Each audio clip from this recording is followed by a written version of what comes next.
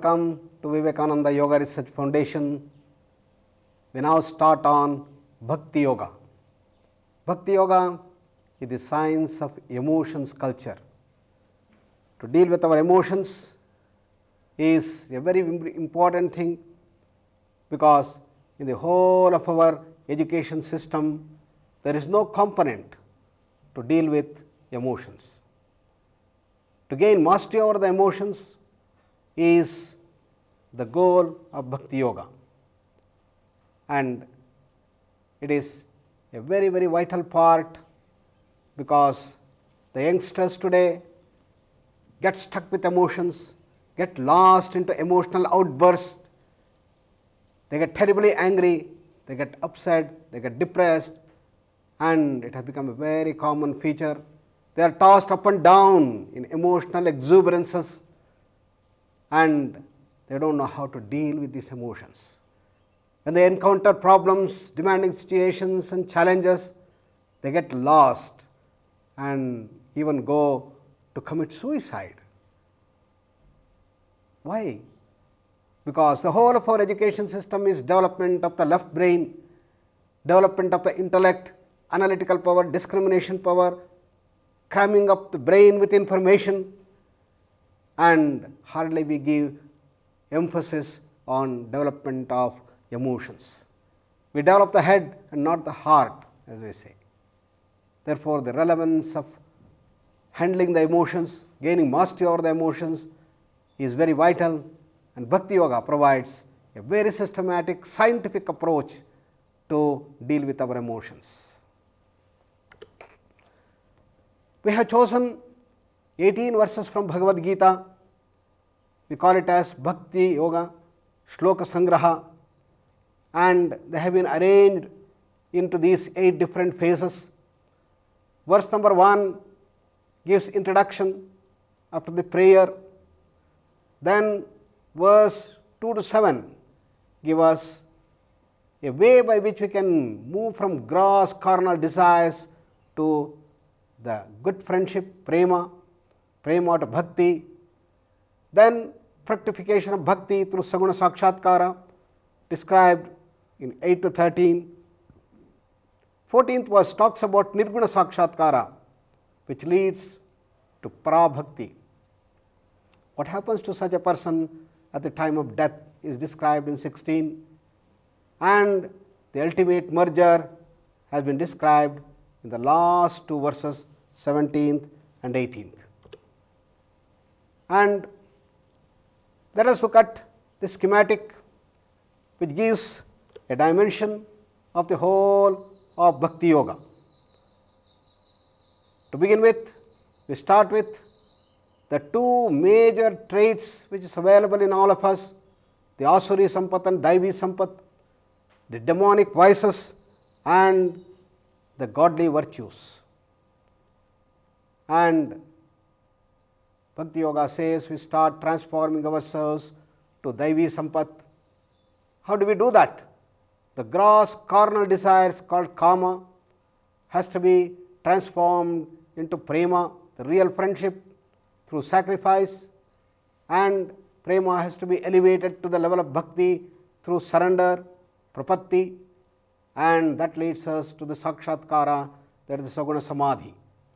And various types of samadhi, going deeper and deeper into the advanced Bhakti Yoga, ultimately reaches to the nirguna or the nirvikalpa samadhi, and at the time of death he leaves his body voluntarily to enter into moksha, the total silence, the abode of all bliss, knowledge, freedom and creativity. Let us start with the prayer. Vasudeva sutam devam kansachanuramardanam devaki paramanandam krishnam vande jagadgurum. Krishna, the godly son of Vasudeva and Devaki, bringing immense bliss unto her. He is the slayer of Chanura and the Kansa, the biggest of the terrorist kings who propagated adharma in the whole society.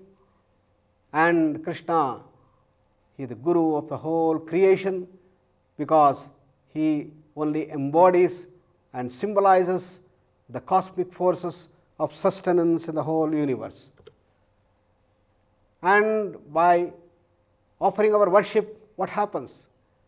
Mukam karoti vachalam pangum langhayate girim yat krupatamaham vande paramanandasmadhavam. We offer our salutations to that Madhava, the source of supreme bliss, another name of supreme bliss or pure reality, whose grace makes the dumb eloquent and the cripple cross mountains, and that is the grandeur. A dumb becomes a great orator, a lame climbs up the Himalayan peaks. Such is the power of his grace. The great power within us, the immense reality that we have, and that can be achieved through our salutations. What is salutations? Salutations is to tune ourselves, to resonate ourselves with the consciousness of Krishna, that is the deepest level of consciousness, very near to our source. Having said that, now Krishna introduces the subject in his own characteristic style, saying that there are 4 types of people who start moving towards me. Chaturvidha bhajante mam janas sukrutinorjuna arto jignasurartharthi gnani cha bharatarshabha. Says the man in distress, the man seeking knowledge, the man seeking wealth, and the man imbued with wisdom, all these people try to reach me. Artha, he is a person who is in great distress. Jignasu, a person with great curiosity. Artharthi, he wants to convert everything into a business. And Gnani, person in real search for reality. These are the 4 types of people, Krishna says, who start worshipping me, who starts moving towards the inner realms of spirituality, inner realms of the deeper levels of consciousness. All of us know when we are in great distress, I am suffering from cancer, I am suffering from various types of diseases, and I say, oh Lord, please save me. Whether it is the Christ or whether it is the Krishna, it is that agony, the pain and the misery which makes us move towards our inner source, towards the God for help we call, and that is the Artata, the first level of people. For the second level, they are called Jignasus. The Jignasu is the person who has curiosity, and just like a child, the child when he is being carried by the parents, it looks at different things. Oh, what is this? What is this? What is this? In that level of curiosity. Similarly, when people come here, a large number of people have started going to yoga classes, to the health club. Okay, let me also try yoga. What is this yoga? So many people come here to Prashanti Kutiram, hundreds of them, and let me go and see what is happening there. Curiosity oriented. That's called the Jignasu. And the third is an Artharthi, is a businessman. Nowadays, there is even recession in the IT, and everywhere people have started taking to the practice of yoga. Can I not make yoga as a good business and start investing? And beautiful buildings, and along with the health clubs, you start adding the yoga, and all aspects of yoga being converted as an effective business. The goal is to get more money. And the 4th type of person, that is a Gnani. A Gnani is a person who has real desire to search for the reality, to search for the inner source, and such a Gnani goes deep in search and starts unraveling the mysteries. These are the 4 types of people who take to the path of yoga, who take to the path of spirituality, And Krishna says, doesn't matter. All these people are sukrutinaha. All these people are fortunate ones, because other people do not come at all. Whatever may be the purpose, doesn't matter. That they are coming into this path itself is a wonderful thing that happens, and gradually they may start changing their objectives. Once they come to know about what is happening, then their whole perspective is going to change. When they come and hear that yoga is a way of life, it is a way of immense joy and happiness and bliss, then they will get attracted. When they understand that it is a process of raising ourselves from our selfish, self-centered personality to a selfless personality, probably their business attitude will change, and they will start rising higher, coming into the higher dimensions. Their values may change. At present the value may be only to get money, how to make this as an effective business, a profitable business, and that may change, and they may say, yes, I am genuinely interested to go into the higher life, a life of greater bliss, happiness, harmony and health, rather than just accumulating only the money and money. Their values may change. So Krishna says, all these are fortunate ones, don't worry, let them come and take to this dimension. Then he identifies two personality traits in all of us. One is our higher virtues, the godly virtues, and the other one is the demonic vices. What are they? One is the negative, another is the positive in a sense. One is violent, another is softer and well cultured. What are they? He now describes Tejakshama dhruti shaucham adroho natimanita bhavanti sampadam daivim abhijatasya bharata. Absence of pride,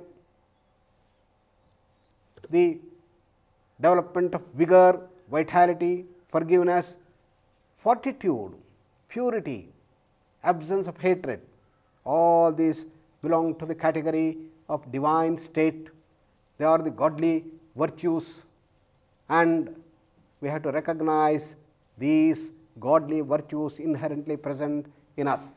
Everyone has both the things, both the Rakshasi guna, both the demonic vices and the godly virtues, the Daivi Sampat and the Asuri Sampat, both exist in every one of us. But we have to first recognize. And what are those things?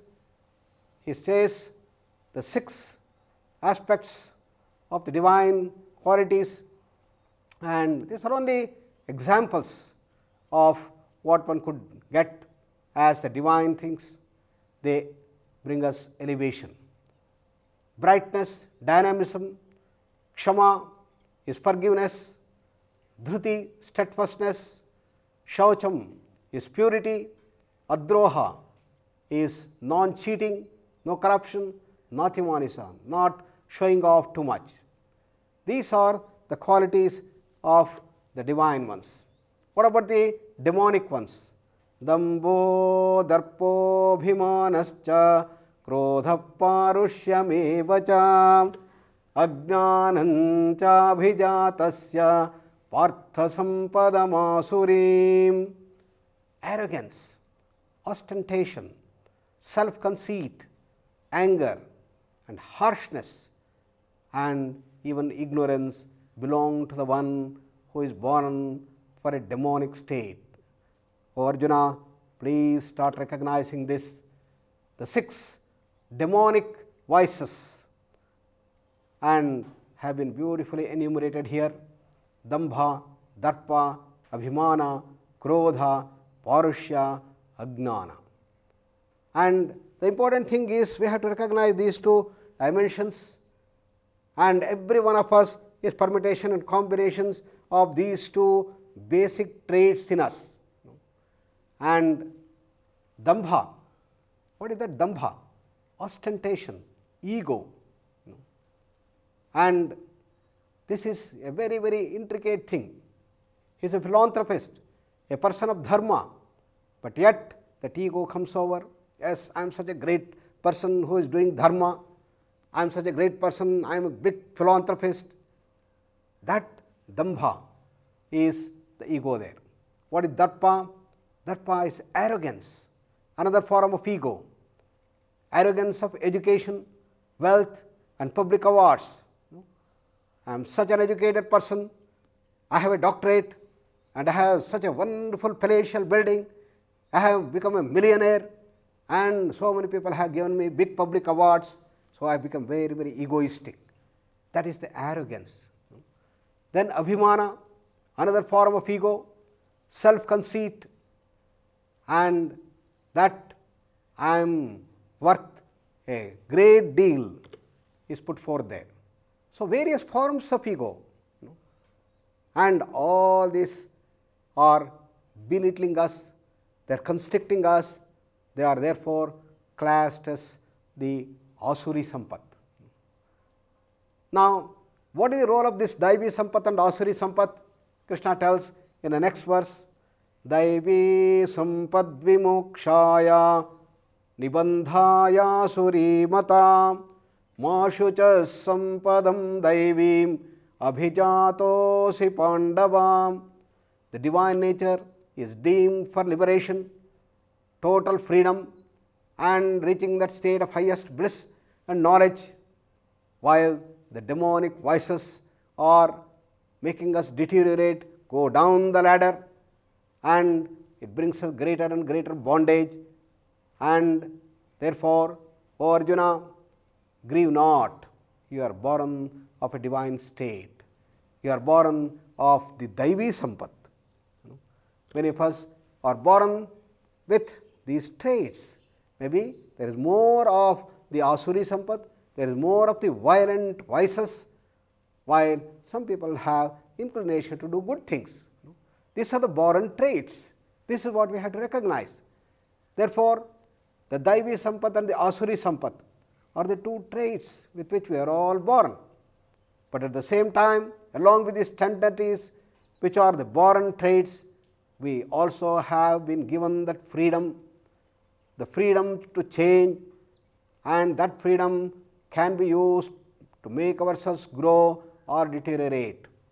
I have the freedom either to become more and more demonic, go on using the demonic vices in my life and deteriorate, go down the ladder, or I can start using the Daivi sampat, start promoting the goodness in me, and I have the freedom to do that. I can make or mar myself. Therefore, Swami Vivekananda said, man is the maker of his own destiny, and we have that freedom to make or mar ourselves. And what is that freedom? That freedom is the intelligence in us, a discrimination power within us, and it is the buddhi. It is the creative, intelligent process. And all that creativity, all that intelligence, all that discrimination power can be used to systematically go down or systematically go up. It is in our hands. I can start suffering from various types of tensions and stresses and agonies and miseries, or I can live a very, very healthy life of harmony, bliss and growth and purity. Man is the maker of his own destiny. We can make ourselves or mar ourselves. And therefore, Krishna says, the journey begins, the real pilgrimage starts when I decide that I am going to grow by developing my Daivi sampat. I start developing virtues after virtues and systematically lessen my violent tendencies. When I determine, when I make a resolve, when I take a sankalpa, then the real journey starts, yoga starts then. Then the Bhakti yoga begins. Then Krishna says, what should be done now? Having decided, Mayyeva manadhat swam, Mayi buddhim niveshayam, Nivasishyasi mayyeva, Atavurdhvam na sanshayah. Fix your mind on me, let your thoughts dwell in me, you will hereafter live in me alone. Of this there is no doubt, says. So this is where the whole Bhakti Yoga starts. Now you start looking at your emotions, the bad emotions and the good emotions, and you have determined, I am going to change myself, I am going to completely change my software inside to see that I install the latest. The latest is one of growth, the positive emotions or cultured emotions, and having decided that what is to be done, I keep my mind aware of this continuously, and we need to understand what are emotions. An understanding of what are emotions in contrast to thinking will give us a lead to go deeper. So let us understand what are emotions and how do they manifest initially at the body level, the grossest. Modern medical world has understood this in great depth, and it is called as the emotional reaction at the body level. Whatever may be the type or the cause of these emotions or the stress, it could be the physical cause, the mental cause, intellectual cause. What happens in the body is the same. The higher centers of the brain are triggered, and they bring about an imbalance in the autonomic nervous system and an imbalance in the endocrine system. And these imbalances at the nervous front and the endocrine front will bring about series of changes all over the body, and that is called the emotional reaction or the stress reaction. The imbalances in the autonomic nervous system are essentially electrical in nature, while the changes in the endocrine system are chemical in nature. The hormones get secreted, and therefore the emotions bring about a change in the complete body, while the thinking is temporary, it goes only in the brain region.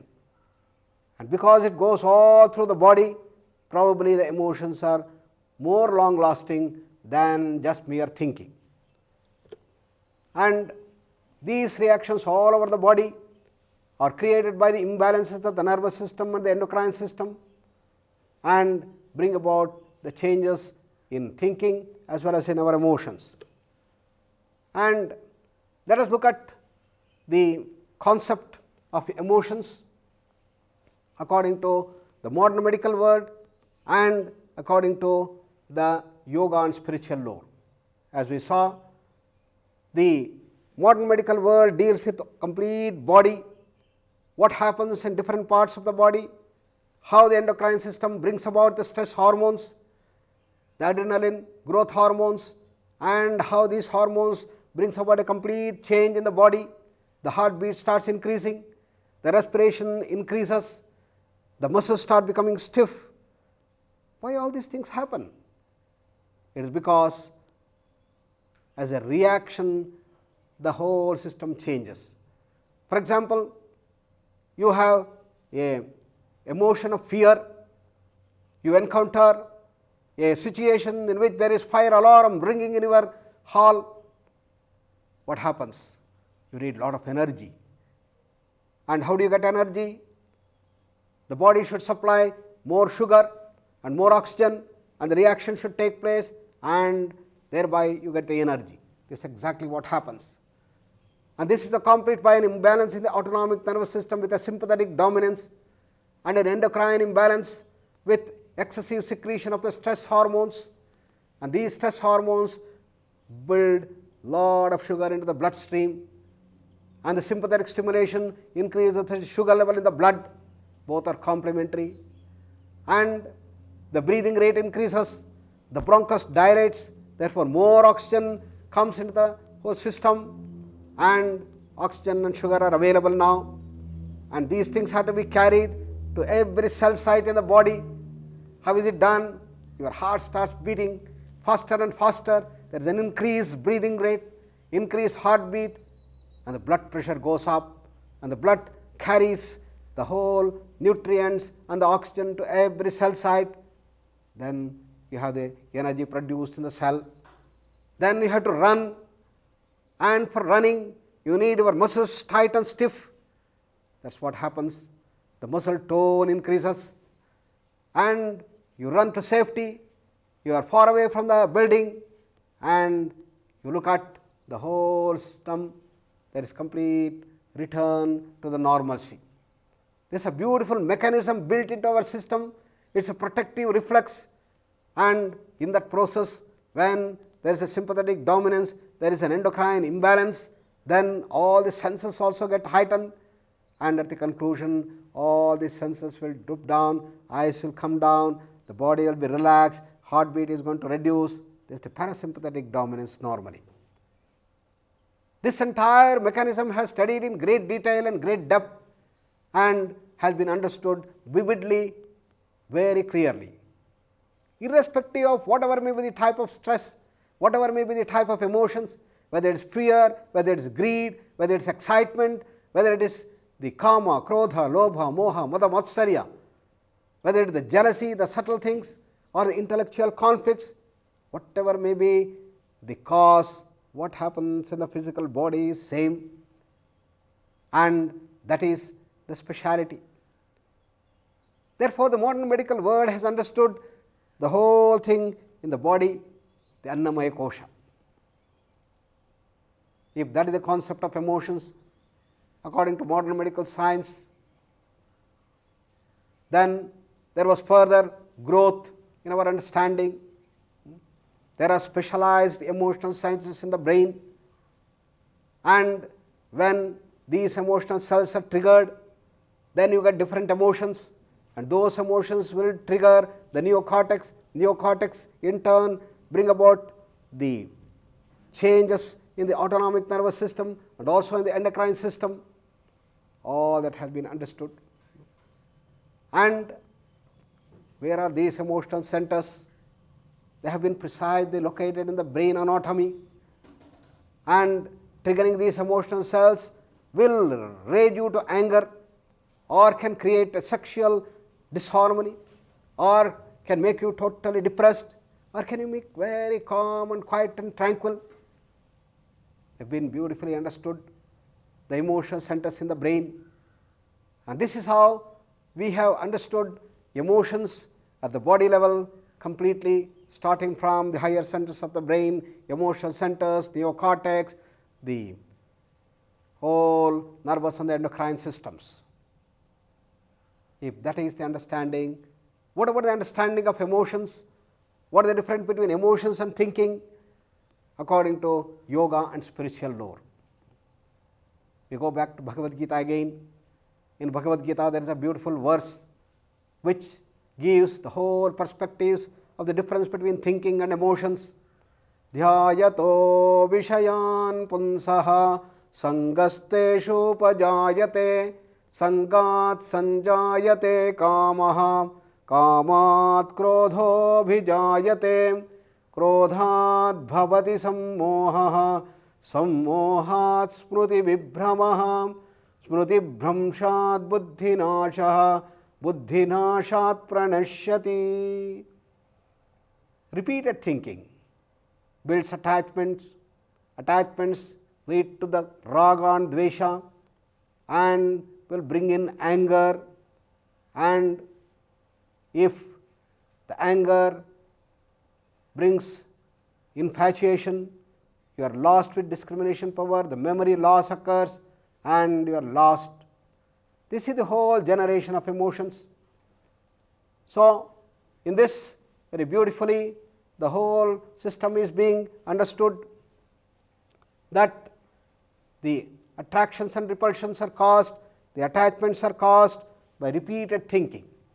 It is the repeated thinking that power up the thoughts, and the thoughts lead to the emotions and bring anger, greed, jealousy, kama, krodha, lobha, moha, mada, matsarya, the 6 enemies of man, which are all considered to be the violent emotions, in contrast to the cultured emotions, which are the daivi sampat. These 6 enemies of man are the ones which are hazardous, which have to be dealt with very effectively. Therefore, according to yoga and spiritual lore, emotions and thinking are not different. In fact, emotions are powered up thoughts. When you start intensifying the thoughts, when you pack the thoughts with energy, the thoughts become emotions. And how do you power up the thoughts? By repeated thinking. And that repeated thinking will energize, and it is energized thoughts that we call as emotions. And therefore, there is an innate connection between emotions and thinking, and emotions are power thoughts, we can call. And this all occurs in the Manomaya Kosha, in our astral system, and slowly percolates down to the Pranamaya Kosha, then comes to the physical body, and it is in the physical body it starts triggering the higher centers of the brain, either the emotional centers, and from there it enters into the neocortex and comes down to the hypothalamus, which in turn stimulates all the changes in the endocrine and the autonomic nervous system and brings a series of changes throughout the body. And therefore, what yoga and spiritual lore tells us is that whatever happens in the physical body is very well understood, it is fine, but where do these emotions start? They are in the Manomaya Kosha. And these Manomaya Kosha, in which the thoughts start getting repeatedly triggered, energized, will bring about an imbalance in the Pranamaya Kosha, which in turn bring the imbalance in the physical body. And that is the whole mechanism that is understood. Therefore, contained in this total understanding, it becomes more necessary that not only we deal with the body, but deal with the prana and deal with the emotions at the Manomaya Kosha level. And see that our Vijnanamaya Kosha, the objectivity, the thinking and the discrimination power will dominate the scene and will take us in the right direction. Often we are lost because in the Manomaya Kosha it becomes a very powerful emotion and our actions start getting governed by these emotions rather than what is right and what is wrong. We know in the heart of hearts what we are doing is wrong, but still we do that, and this is called Duryodhana within us. Duryodhana is not just an epic character in Mahabharata, but it is a personality trait within us. And what is the speciality of this Duryodhana personality? Janami dharmam nacha me pravrittihi, janami adharmam nacha me nivrittihi. I know what is right, but I don't do right things. I know what is wrong. Invariably, I do wrong things. Why? I get enslaved to these wrong things, violent emotions, and I get lost. So, the power emotions, the power thoughts have this capacity to enslave us and take us into the wrong path, while the cultured emotions elevate us, and that is powered by the higher jnana, the higher intellect, that is the Vijnanamaya Kosha that is being talked about here. And by following that, we go into the Anandamaya Kosha for immense bliss. So, the whole of science of emotion culture is not to descend down, but to elevate ourselves to reach that Anandamaya Kosha. That is the whole thing. So, when the likes and dislikes start dominating the scene, our actions go against what is right. The doctors have told, my dear, now you have got diabetes and your sugar levels have started going up, but I know you are very fond of your gulab jamun, and unless you stop eating sweets like this, your sugar levels will still shoot up and you have to take more and more insulin. I therefore suggest, please stop the jamun and all the sweets. I tell, okay, I will do that. Then you come back after 3 days, there is a big party, there is a big festival, and lots of sweets have been lined up. What happens? As soon as you look at, the senses start pulling you out into the sense objects, and there is a big war that starts, and this is the Kurukshetra war. Our senses and the tongue demanding us, come on, go and eat, and your discrimination power is telling, no, don't eat it, don't. You are suffering from diabetes, the doctor's advice. That is the Kurukshetra war. And what wins matters. If you tell to yourself, okay, let me eat this sweet, after all what is going to happen, let me go and have one more tablet of diabetes, or have a prick of insulin. No, after all, the doctors also have to survive. If you say that, you have gone against the cosmic law, you have been dominated by the emotions, and that is the Duryodhana character talked about in Mahabharata. That we succumb to the emotions, we get enslaved to the emotions and get lost. The sense attractions, which are very, very powerful, they enslave us. But how to use it? We can use that to overcome the tamas. This is the yoga way of doing it. When you have these violent emotions, use them to overcome our tamas. Show all the incentives and others, and that starts bringing us the mastery over the emotions. So therefore, using our discrimination power, we start growing. But there was a powerful thinking. It says that never try to control your emotions, because if you try to control your emotions, you will get into suppression. The suppression may lead into boomerang effect, and you may suffer from large number of different ailments. And therefore, what is to be done? Give free vent to the emotions. Never try to control. Controlling the emotions may lead to suppressions, and that may lead to boomerang effect in the form of stress ailment. And therefore, what is to be done? Sigmund Freud said, please do not suppress, give free vent. Day in and out, the doctor was getting large number of people suffering from mental ailments, neurotics and psychotics and whatnot, people going into deep depression, unable to come out. He found one single cause in all these people, that there was a suppression of the emotions, probably due to the customs, manners, habits, superstitions, and the social pressures in which we live today. They were all suppressing, I should not do that, I should not do that, I should not do that.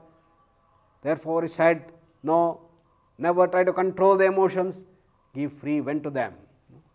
And that's how the freedom became the watchword, which became the basis of the society in the United States.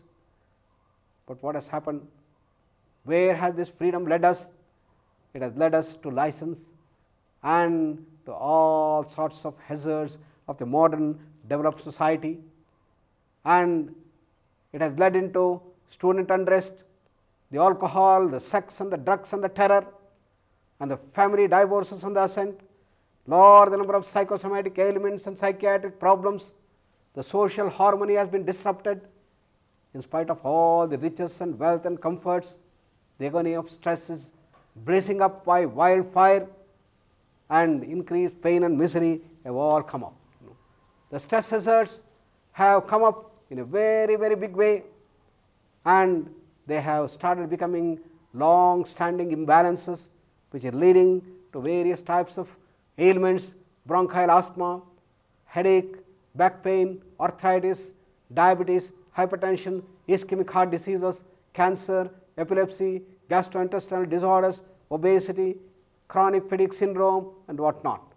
The stress ailments have started becoming the common ailments in the modern society. Why? If it was true that we are suppressing and giving free vent to the emotions would lead us to a harmonious society, if that was the real solution, the society which should have gone into a wonderful society of ideal living, of harmony, health and bliss. But on the other hand, it has a big devastating effect that has come. The stresses have started blazing up like wildfire, and all the ailments. Why did that happen? On one front, Freud was right that if you try to suppress the emotions, it will have a boomerang effect. You suffer from various ailments. But the solution he offered was no solution, because giving free vent to the emotions also turned itself into license, and that's how we could not get the answer. Therefore, why? Why is it that the American society has gone this? If freedom was the real solution, it would have given. Now, look at the analysis of yoga in this direction. It says that when you try to satiate the sense demands with the sense objects, then what is going to happen? Yes, no doubt you get the sense pressure, but that sense pressure will have a feedback to increase the sense demand. And again the sense gratification will feed back, and your sense demands go on increasing and increasing and increasing, and it will never get satiated. And therefore, it is something like quenching fire with ghee. The fire is coming up and you put the putrefied butter into it with the hope that you are going to quench the fire. Can it happen? Similarly, the senses are outpouring themselves, trying to get the objects they want, and if you give the objects to the senses, then the demand of the senses will increase. You have a nice beautiful car and you are seeing the car is giving a very good effective service, but the desires come, let me have the latest car, latest model car, and you work for it, and by September, October when the new model car comes, you lose lot of money and give out this car and have a new latest model car. And what happens? In a few days all your thrill and excitement will go away, and now you look for a bigger car, maybe a higher value car, like maybe Mercedes, if not a Rolls Royce. It goes on and on, on and on. You got a nice house, a very comfortable house with 3 bedrooms, and now you want to go for a big palatial building with 5 rooms. And we never ask whether really it is a necessity. Myself, my wife and 2 of my children, well, 3 rooms are adequate. Why should I go for a 5-room house? And this goes on and on, and the senses never get satisfied. And yoga says that this is the order, this is the law of the senses. The more you try to satiate the senses with the sense pleasures, by the sense objects, the demand of the senses is going to increase, and it is like the ghee being poured into fire, and the fire will blaze up more and more. Now then, what is the way out? Now here we have a big challenge. On one front, if you try to control the emotions, you get into suppression, which in turn will lead to large number of modern ailments and the hazards that we saw of psychosomatic ailments and so on, which Freud was noticing. On the other hand, if you give free vent to the emotions and allow the emotions to go, it turns itself into license, it leads to the hazards of the modern society, and therefore what is the way out? If you try to control, there is a boomerang effect. If you give free vent, it is no solution. And that is where the modern society is totally lost. It is here that yoga, the Bhakti yoga, gives us the right solution. It says that the way out is sublimation of desires and not suppression, nor is it giving free vent. And sublimation, suppression, what is the difference between the two? You have used only a word sublimation. What does it mean? Sublimation is to slow down. The energies are coming up, and suppression is just to block the energies. As soon as you remove the block, there is going to be an outburst of all the energies. On the other hand, if you give free vent, the demand will increase and you want more and more. Sublimation says you must learn the art of energy management. You must understand how to slow down the energy outbursts that are coming up. The energy that you are generating in the form of emotions, the senses rushing towards the sense objects, now has to be calmed down, has to be slowed down, has to be controlled. The energy that are being oozing out has to be reduced, and you must gain control and mastery over the energy production, and that is the whole solution called sublimation. Sublimation is to slow down. Sublimation is to calm down, slow down all your reaction. And I always give an example of a novice driver and an expert driver. A novice driver is driving very fast and overtaking all others with an excessive speed of 90 kilometers, 100 kilometers an hour, and as he is going like this, breaking almost all the traffic rules, he sees the red light on there, trying to say stop, and this fellow is hopeful by the time I reach that red it is going to turn green, and is not reducing the speed, and as he reaches the red, hardly a few more yards left, then he finds there is a big police inspector there trying to catch him, and he jams the brake. The whole car comes to a grinding halt. Everybody sitting in the car are shaken up, and they curse, what a type of driver. Now look at a master driver. He is also going at a high speed of 100 kilometers, overtaking, but as soon as he sees the red, he decelerates, comes down to 70 kilometers, 40 kilometers, 30, 20, and slowly comes to a soft halt. Nobody in the car sees this deceleration, and again when the red turns green, he accelerates and grows. That is the difference between a master driver and a novice. A novice has no control on himself and on the car, and this is what happens to us in our emotions. A novice as we are, we have not been trained, we have not become masters. As a result, when we get the emotions, we try to block it. No, no, no, that is a suppression, and it's going to have a boomerang effect. What is to be done? You slow down, decelerate, decelerate, decelerate. The excessive energies that are outpouring through the emotions now had to be reduced, and that is the process of slowing down. Slow down all our reactions is the key factor of sublimation. Eat slowly and think slowly and clearly, walk slowly, talk slowly, and as Swami Chinmayananda said, hasten slowly. Do not react but act. Slow down all your reactions. That is the whole essence of sublimation. That we are in such a rush, we don't have time even to eat, and we have developed the buffet system. You go there and gulp in as fast as possible and then run to the work. This has become the order of the day. This has become the high-tech era in which everything goes faster and faster and faster, and this has led to immense emotional outbursts, and we react very strongly.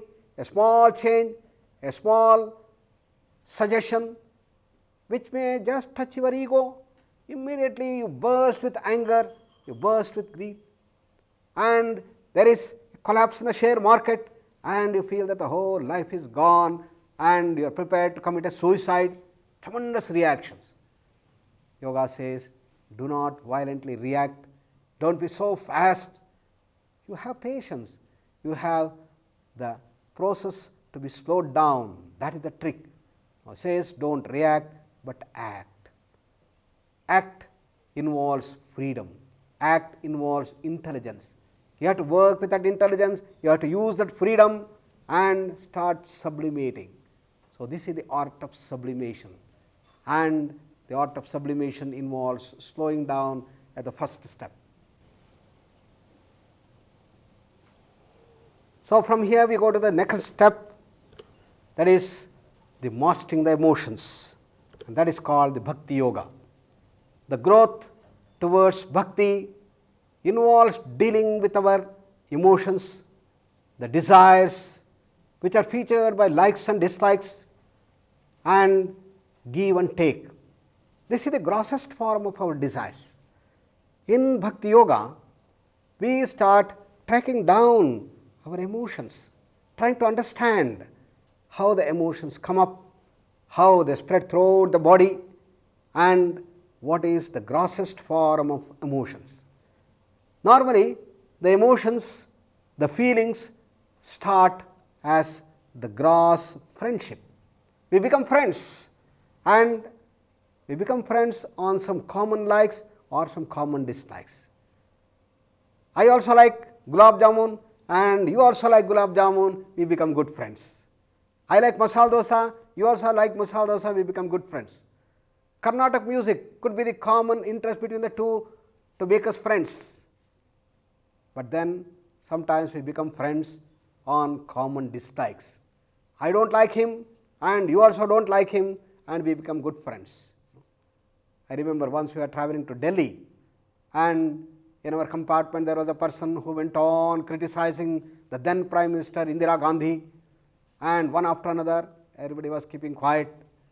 But then yet another person came from the next compartment, he he was walking across. As soon as he heard the criticism on Indira Gandhi, he also sat there and started adding fuel to fire. And the conversation went on, and the whole of that journey, they started criticizing in all fronts. They become such chums, such friends,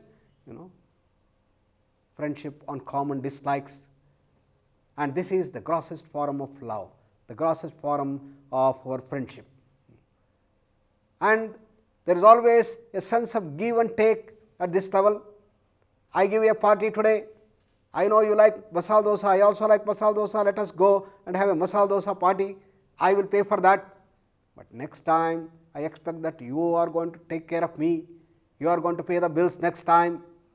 And maybe after 3 days, maybe 5 days, 1 week, take your time, doesn't matter. But next time is your share.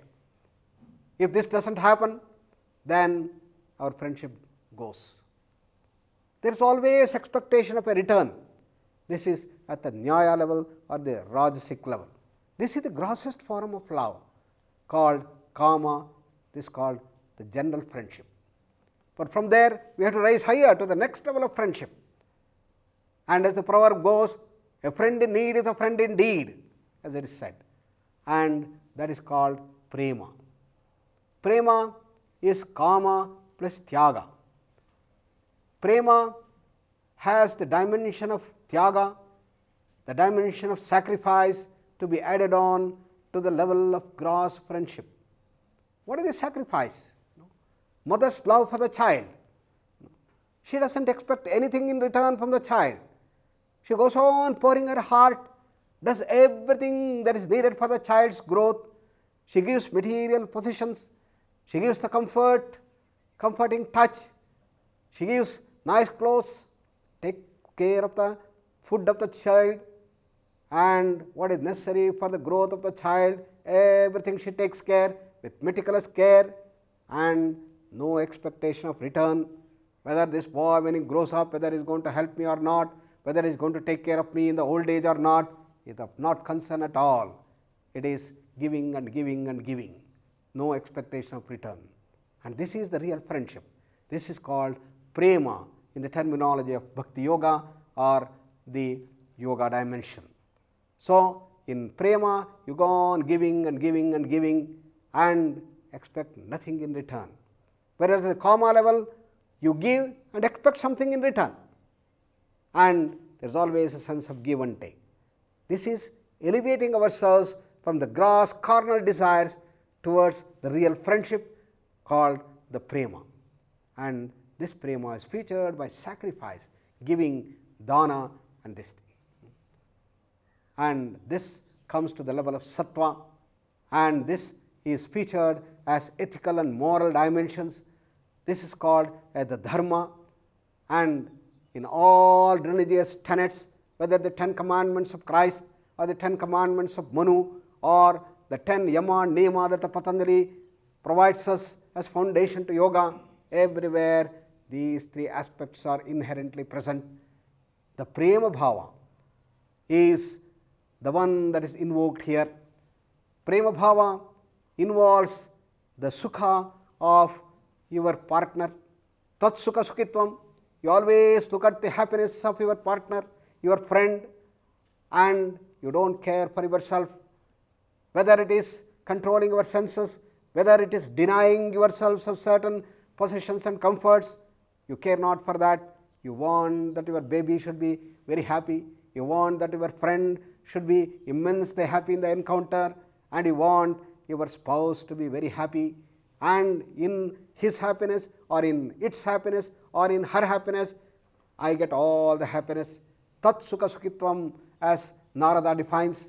Narada in his Bhakti Sutras says that what is that real Prema, what is that real growth in our feelings, that without expecting anything in return, you go on giving and giving.